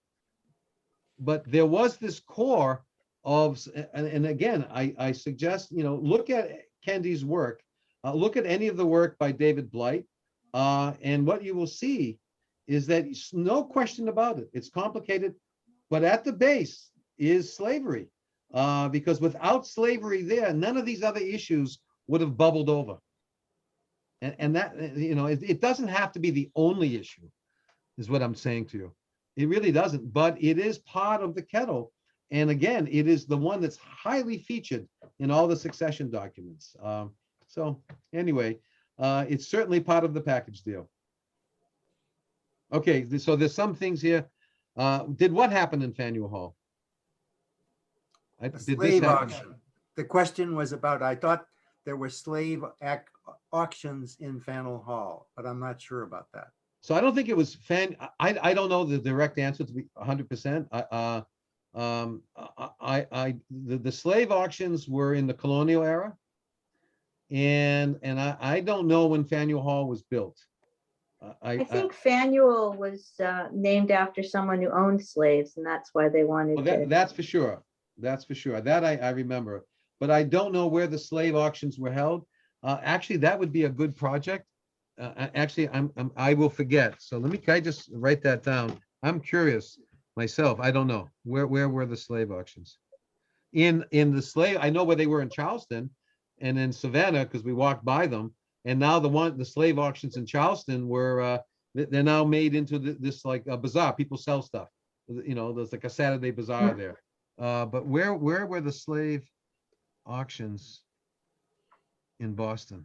I'm curious. And I'm also beginning to work more on what were the northern shipyards? Which northern shipyards were really focused on either building and repairing and outfitting slave ships? That's another thing I'm trying to learn more on. But anyway, in any event, I just know that there were slave auctions in colonial Boston. I don't know the location. I'm sorry. And then this is a huge topic, critical race theory. So I agree. It is a huge topic. I tried to address how huge I thought it was. Did someone want to talk more about oh, wait a minute. I do. So let me just say, let me ask you this. From when you were in school, or your children, or your nieces and nephews, or your friends, or grandchildren, do you hear them learning about the US past within the context of race and racism in that past, and that not as a tangential thing, the KKK did this or that, but as a central weave in US culture? Do you hear that from any of your circles? No. No.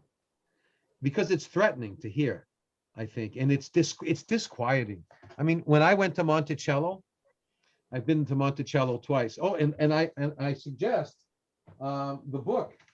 Well, I thought I had it just here the other day. Oh well, I'll find. Oh, here it is. That I mentioned earlier. This book by Clint Smith, How the Word is Passed. In this book, what he does is he goes to Monticello. He goes to the Whitney plantation. He goes to a Confederate cemetery. He goes to a variety of places around the country, in New York, as well as in the South, and then he even goes to Goree Island off the coast of West Africa. That was a place where slaves were held before they were sent off. And in this work, and I urge you to read it, but what he does is he's looking at common places that we go to, and we often don't even realize. Oh, Monticello, or the other plantation owned by what's his face, the founding president. Thank you. Thank you, George Washington. He didn't cut the cherry tree; he made apple pie. But if you go to Mount Vernon on the Potomac, right? Have any of you been to Monticello or Mount Vernon? They're glorious, right? And Monticello is an architectural dream. Jefferson had about 200 slaves. I think George Washington had about 330 slaves. George Washington, of course, with his marriage to Martha, was the single largest landowner in Virginia. And so now, I've been a couple of times. They do a pretty good job now integrating. They have slave tours, but you have to elect to go on the slave tours that talk about slavery. I didn't go on the non-slave tours. So maybe they're changing now. I don't know. I haven't been recently. Obviously, with the pandemic, it seems like I'm in this room all too often. But if you go to Monticello or Mount Vernon, that's, our founding presidents, right? Our heroes. They were racist to a core. They were slave owners. And do we blame them? I think this is the problem when we deal with critical race theory and the notion of teaching about the past. No, we're not going to blame them. The culture of the day, and this is the point, I think, of critical race theory and teaching about the history of race and racism in the United States. The culture of the day was a racist culture. Period. Still is. Period. And we need to expose. If you read Jefferson's notes on Virginia, oh my God, it's white hot racism. But this was the culture of the day. Now, he had a 40-year affair with Sally Hemings. No question. This is what the slave owners did. And she was a half sister to his wife as well. So it even gets more complicated. But Jefferson, Madison, the Madison plantation, Montpelier, further down the road. So the point that I'm arguing, do we teach about this or do we do Soviet style propaganda? And our leaders are pure. They're not a part of their culture. Pamela, you were going to say something. Oh, I really like that little video about systemic racism explained. Because, Yeah, I'm sure. because racism is different, don't you think, than being a racist? Yes. Systemic racism is everywhere. Yeah. And supported by non-racist people. And is that not racism? So people would say. So if you're complicit to evil, I mean, if you stand by as evil happens, are you complicit? If you're standing right there while someone's being murdered or someone's being beaten, and let's say that they're being beaten by a group and you can't go in, but you don't call the police, you're complicit. And so in that sense, Yeah, all that's necessary for evil to triumph is for good men to do nothing. But with institutional racism or it's just as I just say racism, but institutional racism and the inequities that are built into our culture as well, it takes seeing, if you would, you have to see it. And if you don't see it, it's easy to ignore or criticize, I guess. And that's the whole point of what I was trying to illustrate tonight. There's a lot of our history that we don't see. And until we begin actually learning and looking to the sources and seeing them, then racism on an institutional level is very much a part of and I like to refer to it as the fabric of our culture is woven with racism. People don't like that. And maybe, I don't know, maybe some of you here don't like it. You don't like to hear that. And the reason I use the examples of George Washington and Thomas Jefferson, they are our heroes, right? As a country. And yet they were part of this racist, I mean, yeah, fabric.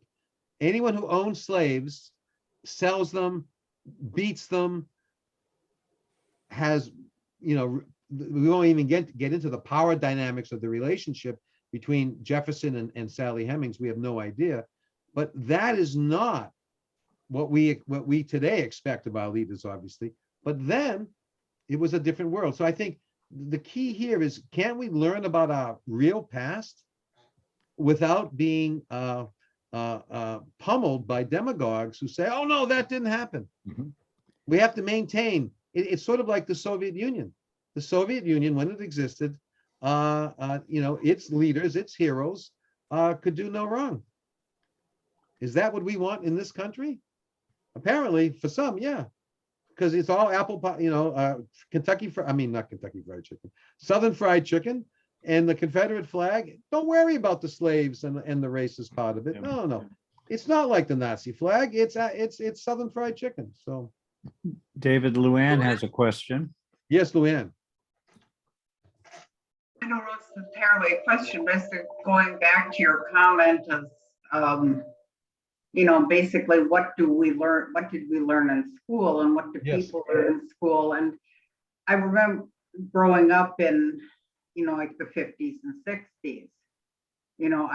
I actually knew somebody when I was a kid. I was probably 12, but he was creating a Black history curriculum for the University of Minnesota. And this was very new. Yeah. It was very groundbreaking. I mean, one of the reasons it isn't, it wasn't there to be learned, really, I think. And I can remember what we learned about Indigenous Americans. And a good deal of that was also not very realistic as well. So I think that a lot of the teaching just really wasn't there. So really interesting that you mentioned that. So I don't remember exactly where I heard this, but I taught for 40 years at Middlesex, and I did have a World Cultures Honors Seminar that I taught. And we had a unit on the history of racism in the United States and within the global context, but mostly in the United States. And when the issue of the Indigenous Americans came up, I just remember students, oh, they can go, now they can own casinos. They're all doing well. So it's so easy in our popular culture for people to just use these tropes, these complete fallacies, and that are used to, I like to think, to refer to them, there are these tokens that are used to prevent serious study. For instance, if you look in the US Senate and the House of Representatives and some of those panel sessions, some of those committee sessions, when there was one individual who was questioning, I forget what the nominee was for, but she was born her parents came from the Soviet Union in the early 90s as the Soviet Union ended. And she was questioned by a member of the House. He was either a member of the House or the Senate about her Soviet past. And he was doing the old McCarthyite thing of saying, well, you came from the Soviet Union, you have an accent, you might have grown up here, but what are your tendencies? And so I'm using this is that instead of focusing on who she was and understanding that, guess what? She arrived in 1991 or 3, as the Soviet Union collapsed. Her parents left the Soviet Union and came here to have a new life, right? And this is my grandparents came here from Greece in 1904, 1905, to have a new life. This is what happens in the United States. All of a sudden, no, he was trying to paint this, oh, she must be a communist or have a communist tendency or communist leanings. And where did that come from? It's the same kind of trope when people will say, if you're teaching critical race theory, you're trying to make the white students hate themselves. It makes no sense, but it's out there all the time. And critical, whether it's critical race theory, call it what you want, teaching about race and racism in the United States, it's not about teaching anyone to hate themselves. It's about teaching the truth. And it becomes a problem in a society when we don't want to teach about the truth from credible sources. But we'll listen. Yeah, and that's the real issue. Yes, Paul. It seems to me that one of the reasons for that, for ignoring some of those things, is that teachers are also trying to sort of inculcate patriotism in their students. And it seems to me they are pressured to do that. Yeah. So I think that that's part of the reason why a lot of the bad parts of our history are glossed over or ignored, I think. So I think you're right. I mean, I remember going to school, Pledge of Allegiance. I had no idea when, what Pledge of Allegiance meant. We just said the words when I was in elementary school, right? Me And too. yeah, I mean, I don't know what did that mean? We did it every day, and yeah. So it's interesting you raise that, because if I were to say to you now, well, we should not be teaching patriotism in that way. There'd be a huge backlash. I mean, this is being recorded, who knows? But there'd be a huge backlash. Oh, what do you mean we're not going to teach patriotism? The reality is, if we teach about who we are and the values of our society, and if those values are continuing to grow and develop as the society develops, then that should be what spirits our patriotism, to love of country, that where everyone can love their country because they are be able to participate and benefit from it. But if you have huge segments of the population not benefiting, I'm going to go back to the I Have a Dream speech. At some point, it will bubble over. In fact, isn't that what happened when the United States declared independence in 1776 from Great Britain? It bubbled over. The patriotic British subjects of the crown had had enough at one point, and they said, that's it. And so I think patriotism shouldn't be inculcated, as you put it. It should be something that sprouts from a society when we're all benefiting in some capacity and we all And understand that it. revolution, that was about money and power.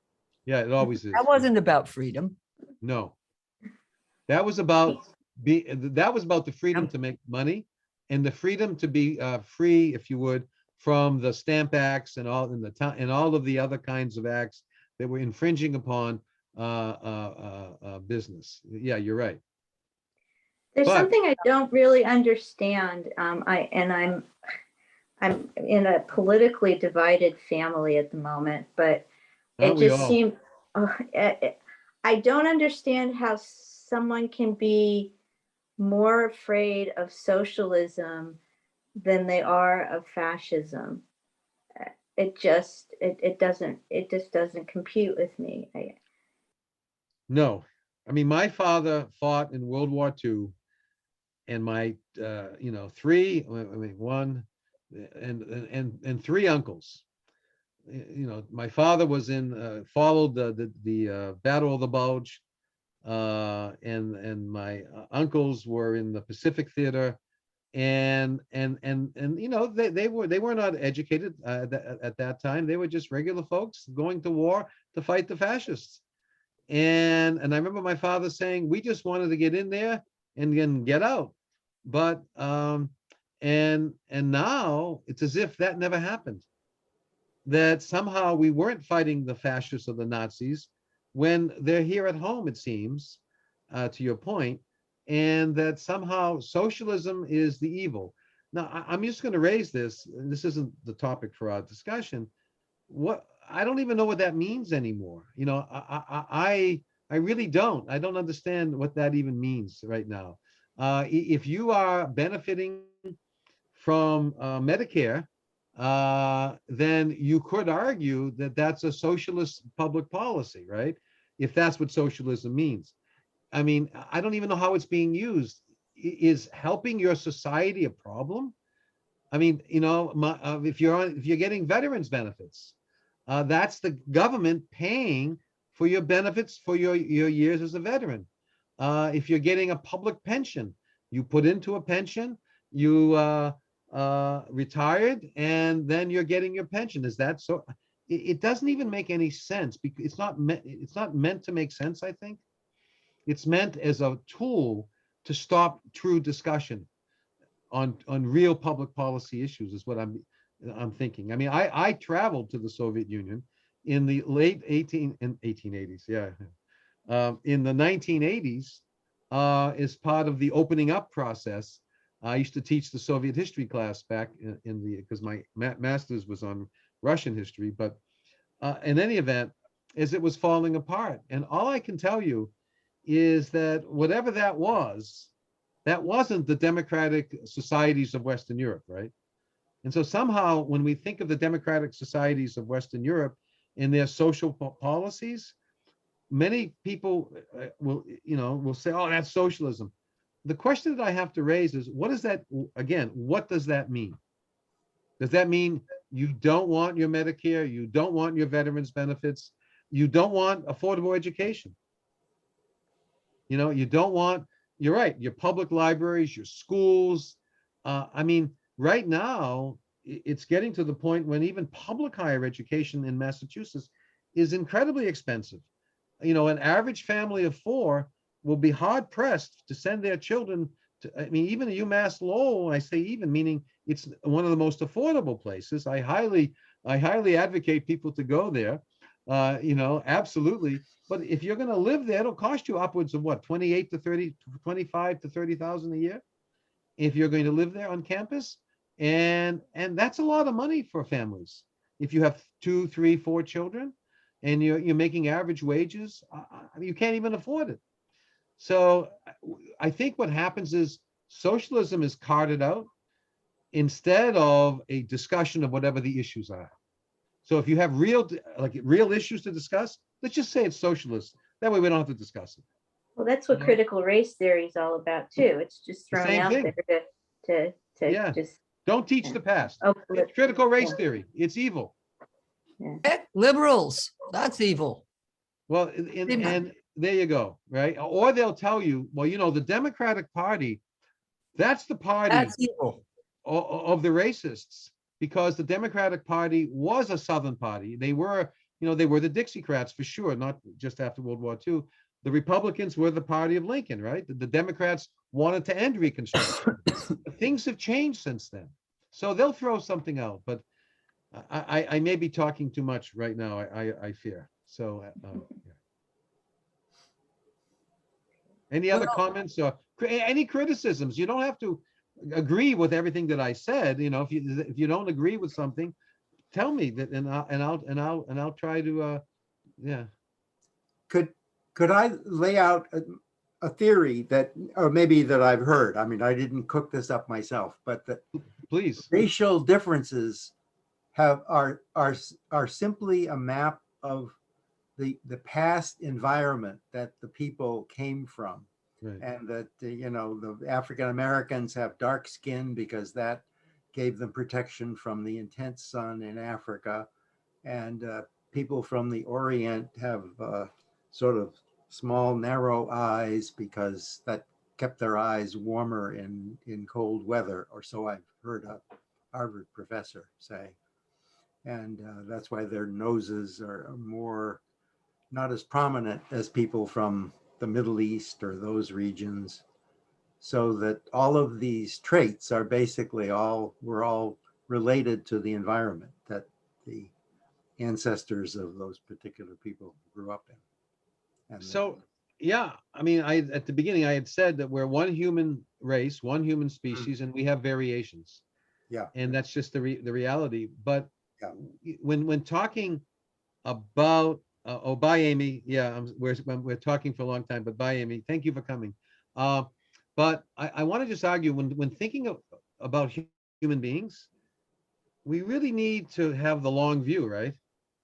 And the long view is, well, 4.5 to 5 million years ago, we begin to evolve into something that's recognizable as a bipedal human form. And we evolve over millions of years, right? And in that evolution, as you said, Paul, we're moving all over the place. You know, migration is the constant of human history. We seem to forget that sometimes. We are always moving around. You know, all these DNA studies now, what is it, 23andMe and that kind of stuff. Is that, yeah, I think it's 23andMe. And I forget the names of them all, but they're showing, oh, we have African ancestry, we have this ancestry. We're all over the place. That's because we have always been moving.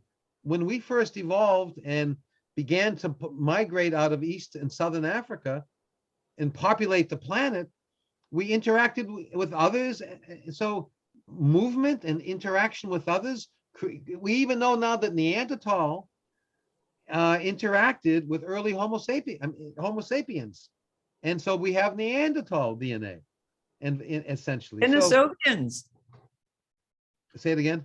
Denisovians. Denisovians. So, you know, we're always interacting, but all of a sudden, since the Atlantic slave trade in the development of modern racism, no, we have purity.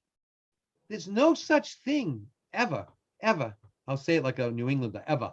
There's no such thing as racial purity. It is a bogus and dangerous myth that white supremacists perpetuate. Even it's like nothing. I mean, they'll say the Nazis had a whole departments dealing with the Aryans. And where did the Aryans come from? Oh, they came from, Central Asia, maybe all the way into Tibet, and we're going to find where are these Aryans. And then, oh yes, there's the Indo-Aryan speaking peoples, right? And if you look at the history, those were language groups. And so everything was confounded by looking at language groups. So we have the Indo-European family of languages, where languages trace our migrations before we had any other evidence. So the fact that we're all speaking English, and English is a Germanic language, and if we were to look at Old English, the language of the 9th century epic poem Beowulf, none of us could read it unless we're schooled in Old English. We wouldn't even understand it, right? And yet that language harkens all the way back to Sanskrit. So we know English can find its way all the way back to Sanskrit from northern India. And that means whoever we are speaking English in the Germanic languages have a history of peoples who came all the way from Central Asia, which is only, if we use the linguistic history, it shows how we always move around. And if we're always moving around, we're always interacting and marrying and having children from people that we interact with. The notion that somehow anyone is pure, oh my goodness, it's as bogus as it gets, right? And it's dangerous. Because if you think that you can be ethnically pure and racially pure, that's what creates eventually the death camps. And that's what creates discriminatory policies. And it's dangerous. Okay. I have read in various places that most incidents of slavery have been between people of the same race. So, and this just happens, and Yeah. perhaps our racism comes from the fact that we happen to find a ready supply of people of a different color. absolutely. I mean, on a simplistic level, it's absolutely that. And because slavery has been around for a long time. But what happens is slavery becomes, with the Atlantic slave trade, the Black Africans, they all of a sudden, there is a moral justification period for slavery. And then in the 19th century, a quote unquote, a scientific justification. It was called scientific racism. And there's a whole school of thought, philosophers, scientists, oh yes, this is scientific. And that gives rise to the Nazis in so many ways. I'm making a big leap, but it does. It creates the foundation for the Nazis because they rooted what they were saying in science. They dressed it up in science. And so, yeah, it has everything to do with that, I think. I really think it does. And the justifications for such horrible condition of slavery by your white Christians. But remember, I think it's in Leviticus in the Bible where slavery is justified. And slavery is accepted, render unto Caesar that which is Caesar's and what have you, but in the New Testament and the Old Testament. So, yeah, anyway, enough said on that. So I think I'm running out of steam. Well, it's been 2 hours, so I think we should wrap up. But it's been very interesting, David, and thanks for your insight and all the good stories. Well, I probably attempted to do too much, but I had a shot, so I thought, well, I'm just gonna, throw it out there, give you all something to think about. And honestly, if you ever want to have a chat on something focused, a little chit chat on anything, let me know. I'd love to be part of a conversation. Anyway, thank you for inviting me. I hope I didn't harangue you for too long, but thank you No. very much. Okay, yes. All right, Thank you have a Thank good you. night. Stay safe, everyone, and continue to be well. Yep. Happy holidays, everyone. Thank you. You too. Happy holidays. All right, good night. Good night.